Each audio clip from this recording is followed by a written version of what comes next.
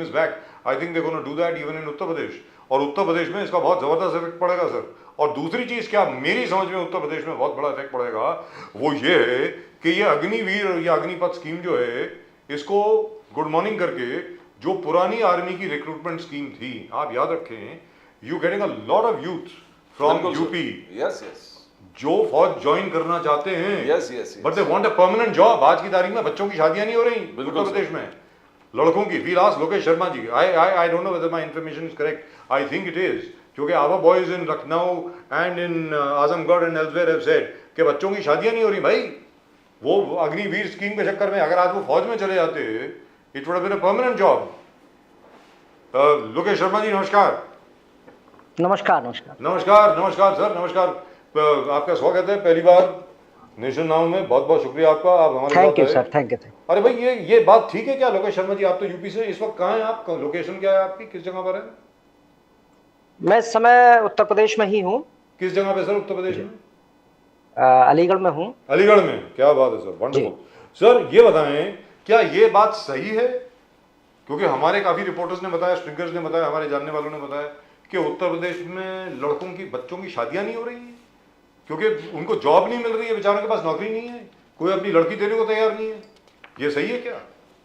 देखिए, ये बात एक उस चीज को जो अग्निवीर योजना है उसका विरोध करने का एक मजाकिया अंदाज है, लेकिन हकीकत ये है कि 23 वर्ष का जो युवा है जी, वो रिटायर हो रहा है, सेवानिवृत्त हो रहा है, और 73 साल का एक व्यक्ति तीसरी बार मौका मांगा है. 23 वर्ष का युवा बेचारा रिटायर हो रहा है, अपने घर को जा रहा है, उसको छुट्टी मिल रही है, और 73 वर्ष का कह रहा है कि मुझको दोबारा मौका दे दीजिए. तीसरी बार, तिबारा, हैट्रिक, दोबारा नहीं, तीसरी बार, तिबारा, तीसरी बार मौका मांग रहा है. तो ये कहीं ना कहीं अग्निवीर जो योजना है जी, ये युवाओं के साथ एक धोखा है.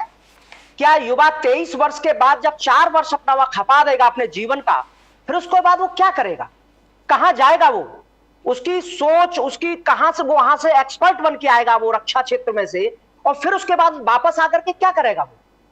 ये एक मजाक है. और शादी की जहां तक बात है तो ये तो एक मजाकिया वो बात है, और हो सकता है कुछ क्षेत्रों में इस प्रकार का हो कि उनकी शादी न हो रही हो, अग्निवीर से वापस आए हो, न हो रही हो. तो ये बताएं कि उत्तर प्रदेश में आपके तो अब पार्टनर है, कांग्रेस तो पार्टनर है ना आपकी? जी जी. उनका जो मैनिफेस्टो रिलीज हुआ है जी, मेरी समझ में तो, और प्रदीप जी की समझ में, बड़ा जबरदस्त मैनिफेस्टो है जी. उनका कि भाई 38 लाख जो नौकरियां अभी मतलब सरकारी नौकरियां, केंद्रीय सरकारी नौकरियां जो अभी खाली पड़ी हैं, हम उनको फिल करेंगे. उसके अलावा ओल्ड पेंशन स्कीम रीइंट्रोड्यूस करेंगे जैसे कि उन्होंने कर्नाटका में किया है. इन सब चीजों का क्या कोई प्रभाव पड़ेगा उत्तर प्रदेश में, बताएं? बिल्कुल बिल्कुल, क्यों नहीं. सरकारें समाज कल्याण के लिए होती हैं, और वो समाज कल्याण होना चाहिए जो डायरेक्टली जनता को मिले, डायरेक्टली लोगों को मिले, वृद्धों को मिले, गरीबों को मिले, महिलाओं को मिले. जितनी पेंशन योजनाएं पहले चला करती थी वृद्धों की, विधवाओं की, आज वो कहीं ना कहीं प्रॉपर रूप से उत्तर प्रदेश में लोगों को नहीं मिल पा रही है. कांग्रेस सरकार में, इससे पहले जब कांग्रेस सरकार थी, मैं कांग्रेस सरकार का प्रवक्ता नहीं हूं, समाजवादी पार्टी का प्रवक्ता हूं. चूंकि इंडिया गठबंधन है, तो मैं इस वजह से उन बातों को कर रहा हूं कि पहले सभी वृद्धों को, विधवाओं को प्रॉपर पेंशन मिला करती थी, लेकिन आज के समय पर ऐसा कुछ भी नहीं है. और जो बिल्कुल प्रभाव पड़ेगा जब समाज के लिए, समाज के कल्याण के लिए हमारे गठबंधन की इस प्रकार के घोषणा पत्र होंगे, तो लोग, जनता उसके प्रति जागरूक होगी और वोट देने के लिए मजबूर होगी. लोकेश शर्मा जी, योगी आदित्यनाथ जी ने कहा हाल ही में कि काशी हो गया, मथुरा भी, काशी हो गया, अयोध्या हो गया, अब ब्रज भूमि को संवारना है, ब्रज भूमि को ठीक करना है. 500 साल के बाद सिर्फ मोदी जी, जो स्लेवरी का एक हमारे सर पर एक बोझ था, उसको हटाकर 500 साल के बाद पुनर्निर्माण अयोध्या राम मंदिर का कर दिया, और प्राण प्रतिष्ठा भी कर दिया, और समर्पित कर दिया पूरे देश को. तो ये अब ब्रज भूमि बाकी है, मथुरा बाकी है. तो क्या ये संकल्प जो योगी जी ने लिया है, ये आप कहां तक बहुत प्रभाव पड़ेगा यूपी में? बिकॉज यूपी एक धार्मिक किस्म के रखते हैं मेंटल सेंस. कैसे देखते हो आप? देखिए, जब भी चुनाव आते हैं, चुनाव की स्थितियां होती हैं, तो ये इंटेंशनली उसी हिसाब से रणनीतिक तौर से, धार्मिक रूप से लोगों को तैयार करते हैं. अयोध्या की बात, अयोध्या के हम विरोधी नहीं है, व्यक्तिगत रूप से कोई भी राम का कौन विरोधी होगा, लेकिन जिस प्रकार से राम का उपयोग राजनीति में करते हैं, क्या हमारे वेदों में, क्या हमारे शास्त्रों में, क्या हमारी रामायण में, क्या हमारी रामचरितमानस में जय श्री राम कहीं लिखा हुआ है? नहीं लिखा हुआ ना। राम मिलेगा आपको, श्री राम मिलेंगे आपको, कौन नहीं उसको उनको जीता? इस देश के अंदर हर व्यक्ति इस राम को जीता है, लेकिन जिस प्रकार से ये उनका उपयोग राजनीति में करते हैं, विरोध हम उसका करते हैं। बात ब्रज की है, मैं स्वयं ब्रज का रहने वाला व्यक्ति हूं, बात ब्रज की है तो ब्रज को ये क्या करेंगे? ब्रज तो स्वयं में ब्रज है, वहां कृष्ण आज भी विराजते हैं, तब भी विराजेंगे, वो क्या करेंगे उसमें? इनको राम मंदिर का निर्माण अगर करना था, राम मंदिर का निर्माण अगर इनको करना था, तो इन्होंने सुप्रीम कोर्ट का इंतजार क्यों किया? इन्होंने अध्यादेश क्यों नहीं लाए? इन्होंने कानून क्यों नहीं बनाया? सुप्रीम कोर्ट का इंतजार इन्होंने क्यों किया? राम मंदिर का इनका श्रेय कहां जाता है? राम मंदिर को, राम मंदिर इन्होंने थोड़ी बनाया है, राम मंदिर सुप्रीम कोर्ट ने बनाया, सुप्रीम कोर्ट ने निर्णय दिया और देश की जनता ने चंदा इकट्ठा करके राम मंदिर बनाया। इसका श्रेय 22 जनवरी को उन्होंने चुनाव से पहले लिया। ये लोगों को समझने की बात है। और आम जनता कहीं ना कहीं भावुक जनता है, देश की जनता, वो इन सब चीजों पर बहक जाती है, चीजें आती हैं, ये इस प्रकार की भावना, धार्मिक भावना को लाते हैं, पाकिस्तान हिंदुस्तान करते हैं, राम श्री राम करते हैं, और इस प्रकार से करते हैं, तो कहीं ना कहीं मुझे लगता है कि उसका ये फायदा उठाते हैं, गलत फायदा उठाते हैं। लेकिन लोकेश शर्मा जी, अभी दोबारा कुछ हो रहा है, हमने सुना है, जो रिपोर्ट्स हमको आ रही हैं, and they are very reliable reports by the way, that Budgam में, अलग जगह पर कश्मीर में देयर इज ट्रुप बिल्डअप। अभी राजनाथ सिंह जी की भी स्टेटमेंट आई है, अगर कोई आतंकवादी यहाँ मिलेगा तो घर में घुस के मारेंगे। उसके अलावा गार्डियन न्यूज़पेपर है विलायत का, जिन्होंने लिखा है कि हमारे RNAW ने कोई 20 आतंकवादियों को ख़त्म किया पाकिस्तान में, वगैरह वगैरह वगैरह, जिस पर शहबाज शरीफ साहब का भी कमेंट आ गया। तो ये कहीं कोई नूरा कुश्ती तो नहीं हो रही कि भाई आप कुछ स्टेटमेंट दे दीजिए यहाँ से वगैरह वगैरह, कुछ ऐसा तो नहीं हो रहा कहीं? जब पूछ रहा हूँ। बिल्कुल बिल्कुल, पूरा यही है। चुनाव से पहले इस प्रकार की चीजें होती हैं, कभी सर्जिकल स्ट्राइक होता है, कभी इस प्रकार के इनके स्टेटमेंट होते हैं, इस प्रकार की चीजें होती हैं, जिससे कि लोगों में धार्मिक भावना, राष्ट्रीय भावना इनसे ओतप्रोत होकर के कहीं ना कहीं उनका जो वोटिंग बिहेवियर है, मतदान व्यवहार है, वो बदले। विकास की बातें बिल्कुल नहीं करेंगे, रोजगार की बातें बिल्कुल नहीं करेंगे, किसान की बात बिल्कुल नहीं करेंगे, बेरोजगार की बात बिल्कुल नहीं करेंगे, युवा की बात बिल्कुल नहीं करेंगे, जो 15 लाख रुपए की बात कही थी खाते में, उसकी बात ये कभी भी नहीं करेंगे। ये बात सिर्फ धार्मिक उन्माद और इस प्रकार की चुनाव से पहले चीजों को इस प्रकार से स्टार्ट करते हैं कि जिससे उनको गलत फायदा और मतदान व्यवहार बदले लोगों का। लेकिन इस बार क्या लोग भावुक हो जाएंगे जैसे पिछली बार हुए थे? वेरी फ्रैंकली, पिछली बार भी 2019 में पुलवामा और बालाकोट, उसके पहले अनुमान ये लगाया जा रहा था कि अभी जो इंडिया अलायंस है, उस वक्त की ऑपोजिशन जो थी, उनके पास बहुत बड़ा अवसर है कि बहुत अच्छे तरीके से उनकी परफॉर्मेंस रहेगी, लेकिन बालाकोट ने उसको बिल्कुल बदल दिया। क्या ऐसा कुछ अगर दोबारा हो जाए, अगर मान लीजिए हो जाए, खुदा न खास्ता ऐसा नहीं होना चाहिए, लेकिन अगर हो जाए तो क्या लोग एक बार फिर भावुक हो जाएंगे? लोकेश शर्मा जी, ऐसा मुझे नहीं लगता। कहीं ना कहीं इस प्रकार की चीजों को कहा जाता है कि काठ की हड़ियां एक ही बार चलती है जी, काठ की हाड़ी एक ही बार चलती है। ये सब जनता, देश की जनता, पूरी देश का आवाम समझ चुका है कि ये पूरे तरीके से ये सिर्फ अभिनय करते हैं, और अभिनय के माध्यम से, धार्मिक उन्माद के माध्यम से, राम और मुस्लिम इस प्रकार से हिंदू मुस्लिम करने के बावजूद सिर्फ और सिर्फ उसी के आधार पर वोट लेने का प्रयास करते हैं। अब की बार कहीं ना कहीं मुझे लगता है इस प्रकार का प्रभाव नहीं पड़ेगा। अब की बार जनता के बीच में किसान का मुद्दा, युवा का मुद्दा, विद्यार्थी का मुद्दा, रोजगार का मुद्दा, ये मुद्दे प्रमुखता से हैं, और उन्हीं मुद्दों के आधार पर मोदी जी यूपी में कैंपेन चालू कर दी है। मोदी जी का कहना है, मोदी जी कह रहे हैं, नरेंद्र मोदी जी प्राइम मिनिस्टर कह रहे हैं कि कमल का संदेश है। कमल का संदेश यह है, हमारा संकल्प है विकसित भारत का। 25 करोड़ लोगों को हमने गरीबी रेखा से ऊपर उठाया। 10 साल एक ट्रेलर था, विकसित भारत का 10 साल एक ट्रेलर था। गरीबों का जीवन बदलने का हमने संकल्प लिया है। इसलिए तरह तरह की योजना, पीएम किसान योजना, पीएम आवास योजना, आयुष्मान योजना, उज्ज्वला योजना, हर घर नल से जल, हर घर में शौचालय, स्वच्छ भारत, यानी अभी सोलर पैनल के एक सिस्टम है रूरल इलेक्ट्रिफिकेशन के लिए। तो बोले हमारा संकल्प एकदम क्लियर है। तो कहां आपको लग रहा है कि इसमें कमी है? बिकॉज मोदी साहब कह रहे हैं कि हमारा संकल्प है गरीब कल्याण। सर देखिए, देखिए, लोगों को राशन दे देना, लोगों के फ्री में आवास बनवा देना, लोगों को फ्री में योजनाएं देना, इस प्रकार की चीजें हमारे देश के नागरिकों को पैरासाइट बनाती हैं, कर्महीन बनाती हैं। इस प्रकार के अगर आपको देना है तो आप रोजगार दीजिए, उनके हाथों में काम दीजिए, जिससे वो काम करें, काम करके कमाएं और स्वाभिमान के साथ जिए और स्वाभिमान के साथ राष्ट्र का निर्माण करें। राष्ट्र का निर्माण 5 किलो राशन देने से, राष्ट्र का निर्माण लोगों को पेंशन देने से, राष्ट्र का निर्माण उनको फालतू में बंटवारा करने से, कल्याणकारी अनावश्यक रूप से बहनों को पैसा देने से, हर महीने ये केवल वो चुनाव के समय पर चलाई जाती योजना है, उनसे राष्ट्र का निर्माण होने वाला नहीं है। राष्ट्र का निर्माण उनके हाथों में रोजगार देने से है, राष्ट्र का निर्माण अच्छी शिक्षा देने से है, राष्ट्र का निर्माण उचित शिक्षा देने से और लोगों को जो नई जनरेशन है उनके लिए अच्छे अच्छे विश्वविद्यालय बनाने से है। आपको अंदाजा होगा पिछले 10 सालों में जब से भारतीय जनता पार्टी की सरकार आई है तब से देश के अंदर कितने विश्वविद्यालय बने, उनकी काउंटिंग की जाए और उससे पिछले सालों की काउंटिंग की जाए। जब देश आजाद हुआ था तो सुई तक हम विदेश से लाते थे, सुई तक के लिए मोहताज थे, और आज 2014 में इनकी सरकार बन गई तो 2014 में इन्होंने सब कुछ कर दिया।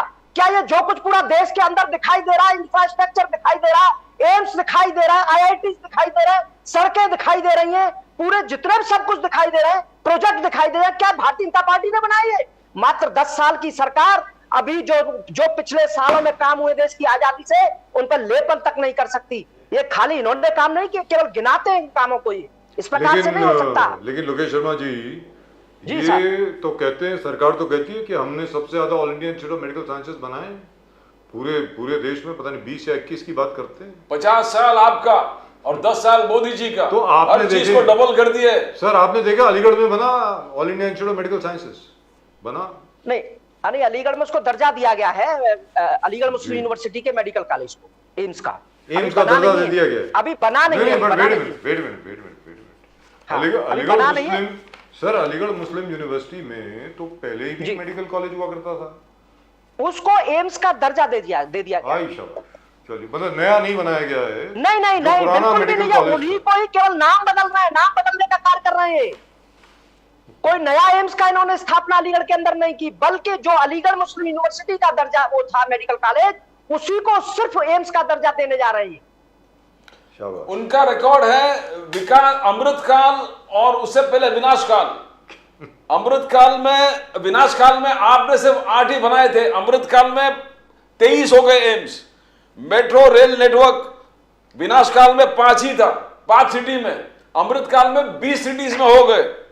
तो अलग है, रोड कनेक्टिविटी हो, यूरिया हो, एयरपोर्ट विनाशकाल में 50 साल में सिर्फ 70 बने थे, अमृतकाल में 148 के आसपास हो गए।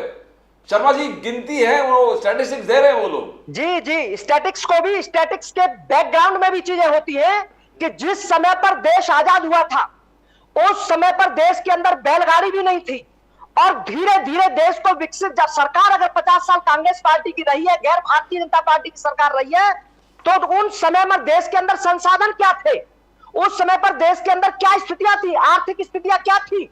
जब वहां से लेकर के सन 47 से लेकर के 14 तक की स्थिति देखिए, उसका ग्राफ देखिए। अब जब 14 में आज का बच्चा, एक छोटा बच्चा होता है, 2 साल का बच्चा मोबाइल बहुत अच्छे से चलाता है, 3 साल का बच्चा एंड्रॉइड को बहुत अच्छे से प्ले कर लेता है। कैसे कर लेता है? वो कहीं ना कहीं उसके विकास की स्थिति चल रही है। और आज से 20 साल पहले वही बच्चा एंड्रॉइड जानता तक नहीं था। ऐसा नहीं है कि इन्होंने ही सब कुछ कर दिया। आधार तो सरकारों ने तैयार किया, खाली भारतीय जनता पार्टी की सरकार ने सब नहीं किया, कहीं ना कहीं उन चीजों के लिए आधार बनाया। 50 साल आधार बने। कोई भी व्यक्ति BA करने के बाद IAS बनता है। इसका अर्थ यह नहीं है कि BA करने पर ही वो IAS बन गया, उसने 12वीं क्लास भी पढ़ी, 10वीं क्लास भी पढ़ी, 8वीं भी पढ़ा, 1वीं पढ़ा, 2वीं पढ़ा, तो वो जो विकास चला 50 साल का, वो उसका आधार स्तंभ है, वो उसका बेस है, उस पर खड़े होकर के जब बना। अब आगे और कोई सरकार बनेगी तो और ज्यादा विकास करेगी। यहाँ पर एक चीज मैं आपसे पूछता हूँ सर, छोटी सी बात है, जैसे all India institute of medical sciences Gorakhpur है, उसको दर्जा दे दिया गया है गोरखपुर में, ये कह दिया गया है कि भाई it is a full fledged all India institute of medical sciences. Gorakhpur में जो है वो 2019 में बना है, वेस्ट बंगाल में भी बना है, पंजाब में बठिंडा में भी बना है, और रायबरेली, ये 2 जगह हैं उत्तर प्रदेश में, रायबरेली और गोरखपुर। आपको कोई इंफॉर्मेशन है वो कैसे चल रहे हैं सर? और यहां एक और सवाल, जब भी कोई उत्तर प्रदेश का बड़ा नेता जब वो बीमार होता है तो दिल्ली के all India institute of medical sciences में एडमिशन क्यों लेता है सर? एम्स तो वहां पर यही सिर्फ और सिर्फ ये जितने भी मेडिकल कॉलेज हैं जो पहले चल रहे हैं उनको सिर्फ एक नाम दे रहे हैं, ये दर्जा दे रहे हैं। वहां पर जो सुविधाएं हैं उनमें कोई तब्दीली या कोई ज्यादा बदलाव नहीं आ रहा है, बिल्कुल भी। जब उनमें बदलाव आ रहा हो तो उन जगह के आसपास के नेता या बड़े व्यक्ति दिल्ली ही एम्स क्यों जाते हैं? वहां के एम्स में क्यों नहीं एडमिट होते? वहां के एम्स में इलाज क्यों नहीं कराते? दिल्ली क्यों भागते हैं? क्योंकि वहां पर वो नाम के एम्स है। एम्स में जो सुविधाएं होती हैं, जिस स्तर के चिकित्सक होते हैं, डॉक्टर्स होते हैं, मशीनें होती हैं, वहां पर वो उपलब्ध नहीं है। वो सिर्फ काउंटिंग के लिए है, नाम के लिए है वो केवल। शर्मा जी, राष्ट्र सुरक्षा है और दूसरा स्टेट का सुरक्षा है। योगी जी ने दिखाया कि राष्ट्र सुरक्षा किस प्रकार से, टोटल सिक्योरिटी। आज महिला रात को भी बीजेपी का कहना है बाहर घूम सकती है, तो पहले नहीं हुआ। एक एनकाउंटर, अब मुख्तार अंसारी वाली बात आती है, मुख्तार अंसारी पे विवाद छिड़ा हुआ है। मुख्तार अंसारी हार्ट अटैक हुआ या कस्टोडियल डेथ हुआ। अखिलेश यादव जी मुख्तार अंसारी के घर जाने वाले हैं बहुत जल्द। तो ये योगी आदित्यनाथ जी का कहना है कि सुरक्षा जो एक महत्वपूर्ण चीज है वो हमारे सरकार, बीजेपी सरकार ने कायम रखा है। सिक्योरिटी, बड़े बड़े डॉन्स को जिधर ठिकाना पहुंचाना उनको ठिकाना पहुंचा दिया और पूरे संदेश पूरे देश में दे दिया है कि यहां गुंडागर्दी नहीं होगा, दादागिरी नहीं होगा, सिर्फ कानून, रूल ऑफ लॉ चलेगा। शर्मा जी, मगर नेताजी के वक्त पर जो मुख्तार अंसारी को बोले डीएम जेल में आकर उनके साथ बैडमिंटन खेला करता था, डीएम उनको ये फैसिलिटी देता था, नेताजी का बहुत उनको प्यार और मोहब्बत थे, उनको बहुत ठीक से रखता था। तो ये आरोप जब लगता है तो समाजवादी पार्टी के जो सुरक्षा है, व्यवस्था, उस पर थोड़ा प्रश्न लग जाता है। कैसे देखते हो शर्मा जी इसको? देखिए, मैं मुख्तार अंसारी का प्रवक्ता नहीं हूं। एक बात मैं ये कहना चाहता हूं, कोई भी व्यक्ति हो, कितना भी बड़ा अपराधी हो, छोटा अपराधी हो, उसको जो हमारे कानून की प्रक्रिया है उसके आधार पर दंड उसको मिलना चाहिए।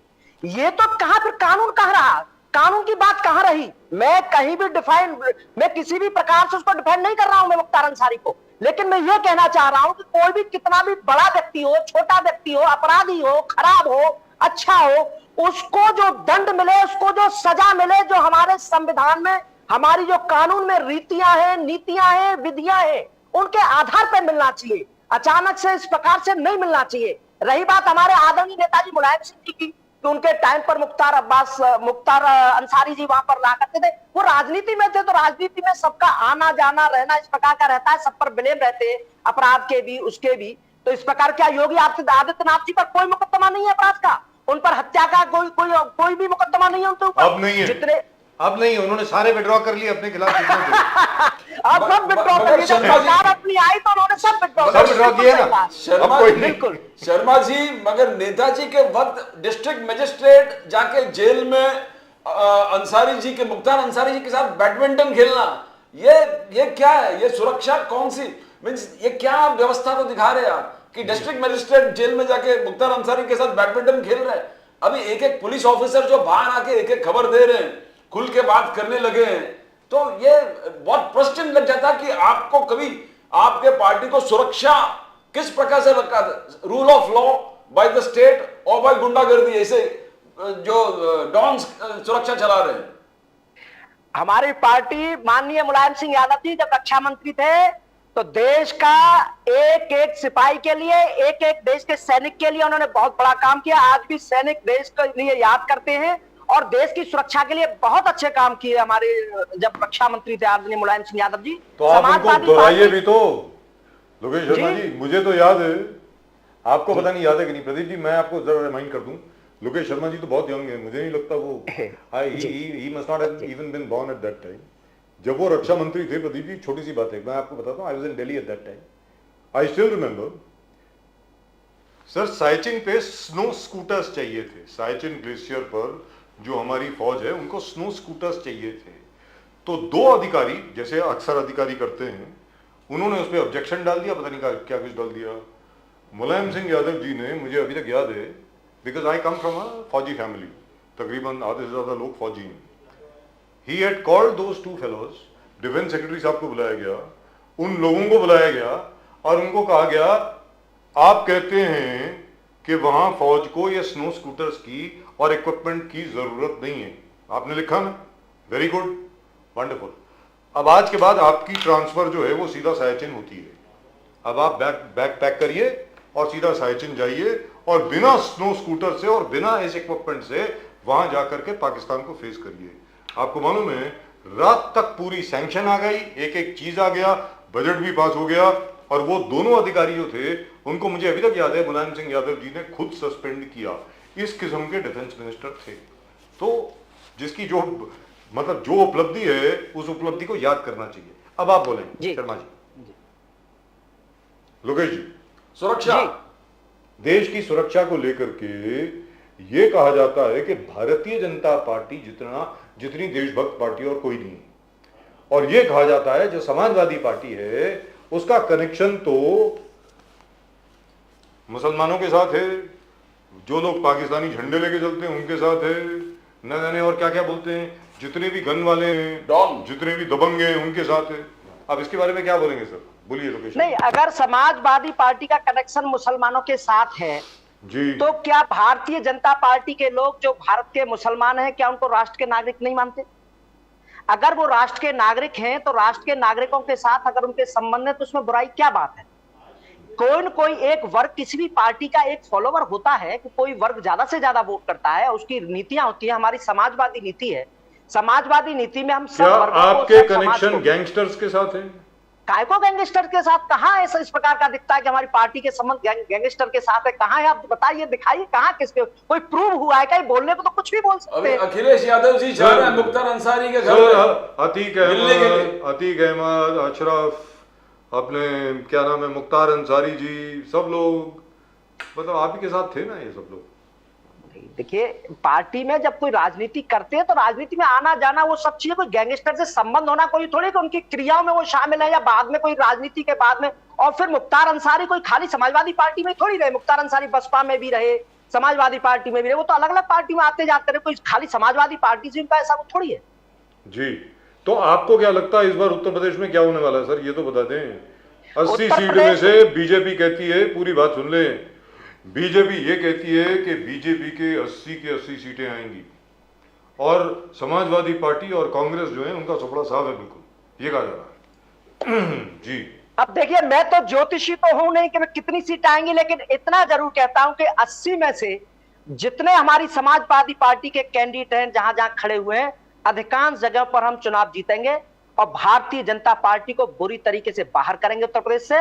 ये हमारा पूरे तरीके से हम भरसक प्रयास कर रहे हैं और पूरे तरीके से जनता आपकी बार समाजवादी पार्टी को समर्थन कर रही है। पिछली बार 64 आई थी, 64 सीट्स आई थी बीजेपी की, 5 सीट आई थी आपकी, 10 सीटें आई थी शायद बहुजन समाज पार्टी की, जी जी जी, और एक कांग्रेस की आई थी रायबरेली वाली सीट। अभी पता नहीं कांग्रेस अभी तक क्यों अनाउंस नहीं कर रही, मुझे समझ में नहीं आ रहा। मुझे तो ये लगता है कि राहुल गांधी जी को एकदम वहां से लड़ना चाहिए, अमेठी से, प्रियंका गांधी जी को लड़ना चाहिए रायबरेली से, मुझे तो ऐसा लगता है जी। तो इस बार भारतीय जनता पार्टी की कितनी सीटें आएंगी सर? वो तो कह रहे हैं 80 में से 80 आएंगी। अब वो तो कहेंगे 80 में से 80 आएंगी, लेकिन ऐसा नहीं है। अब की बार जनादेश कुछ अलग प्रकार का जा रहा है। अब की बार युवा, छात्र, किसान, व्यापारी सब त्रस्त है इनकी नीतियों से, इनके विरोध में वोट करेगा और भारतीय जनता पार्टी 80 बोलती है, बोलती रहे। शर्मा जी मगर मोदी जी के विजय रथ को अगर रोकना हो तो अखिलेश यादव जी को यूपी में रोकना पड़ेगा, बिकॉज यूपी हासिल हो गया तो मोदी जी प्रधानमंत्री फिर बन गए, हैट्रिक हो गया, अब की बार 400 पार हो जाएंगे। आपको रोकना पड़ेगा, अखिलेश यादव जी को रोकना पड़ेगा, 5 से आपको 50 लेके जाना पड़ेगा। ये आपका संघर्ष होना चाहिए, ये आपका मेन संकल्प होना चाहिए, बिकॉज इंडिया अलायंस जब तक आप मोदी जी को यूपी में नहीं रोकोगे तब तक मोदी जी रुकेगा नहीं, वो स्वीप चलता रहेगा। UP, Maharashtra, Madhya Pradesh, Gujarat, Rajasthan, Chhattisgarh, Himachal Pradesh, total. तो आपका खुद का संकल्प होना चाहिए यहां पर रोके विजय रथ को। बिल्कुल आपकी बात सही है। समाजवादी पार्टी उत्तर प्रदेश में महत्वपूर्ण और प्रमुख पार्टी है और बहुत ही मजबूती के साथ चुनाव लड़ रही है। और आपने कहा 5 से 50 होनी चाहिए, ईश्वर करे आपकी बात बिल्कुल सत्य हो। अधिकाधिक सीटें जीतने का काम समाजवादी पार्टी करेगी, गठबंधन करेगा और भारतीय जनता पार्टी के जो विजय रथ को जो आप बोल रहे हैं इसको रोकने का काम करेंगे, ऐसा और आप चलते पूरी तरीके से प्रयास में। चलते बहन जी का क्या रोल रहेगा सर, ये भी बता दें। अब बहन जी का रोल, अब बहन जी जाने, मैं तो सिर्फ समाजवादी पार्टी और अपने गठबंधन की बात कर सकता हूं सर। बहन जी का अपना बहन जी का ही। चलिए, thank you so much Lokesh Sharma ji, बहुत मजा आया आपसे बात करके। थैंक यू सर, बहुत अच्छा लगा आपका, सर। थैंक यू, जय हिंद, थैंक यू, नमस्कार। नमस्कार। Sorry, now the only problem over here is, जी कुछ बोल रहे थे नहीं आप। सर, यूपी में अगर आप रोक नहीं पाए मोदी जी को, You can't stop it. It's over. then it's over. It's over. Because they look at Yogi Adityanath ji का जो कॉन्फिडेंस देखो, बॉडी लैंग्वेज देखिए सर, वो लग रहा है कि ये पूरा मैं स्वीप करने वाला हूं। मोदी जी ऑलरेडी चालू कर दिया। No, but the other thing is we not even looking at the elephant in the room. If you notice, the spokesperson from the Samajwadi Party did not even speak about the electoral bonds. I deliberately didn't ask, and he didn't say anything. Now my point is, if you're not going to be talking about the electoral bonds at all, what are you going to criticize Mr. Modi on? Are you going to criticize him on the Ram Mandir? And if you're going to criticize him on the Ram Mandir, you may not get even one seat. Let's be very clear. And if you're not, जी। as you went on asking the figure, आप figure पूछते रहे, हर Samajwadi party के जो spokes person है आप figure पूछ रहे हैं। If you don't have a figure in mind, now how are you going to stop Mr. Modi? आप 5 हैं, आपको 50 पहुंचना पड़ेगा। हम लोग कह रहे हैं 50 आप लेके आइए, no, you need to have a statistics how you going to win 30, 40, 50, किस प्रकार से? I would be very surprised if they get even 5. Or if they're able to retain even the 5 seats that they won last time. I doubt it very much, very frankly, because ना यहाँ पर not Maharashtra में at least you have the India alliance saying that हम 40 लेके आएंगे, 33 है, जो भी है एक and फिगर not only बोलते that, रहते हैं। you can see them working. Yes, they are working. You can see them working towards it. Yes. They may or may not get. That's a Bilkul. separate issue. So let's ask Advocate Inderpal Singh ji, our very old friend.